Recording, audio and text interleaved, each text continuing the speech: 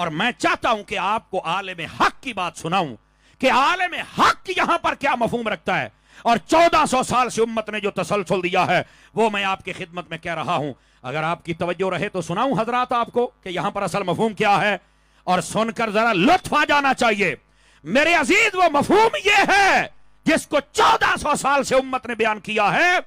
وہ فرماتے ہیں جناب اس کا معنی یہ ہے، اب غور کرنا، اب میں آپ کو چیک کر رہا ہوں کہ آپ کتنا جاگ رہے ہیں۔ فرمایا اس کا معنی یہ ہے، نبی پاک نے فرمایا میری قبر کو عیدگاہ نہ بنانا، مطلب فرمایا عیدگاہ میں صرف 2 مرتبہ تم جاتے ہو اور پورے سال میں عیدگاہ اکیلی پڑی رہتی ہے۔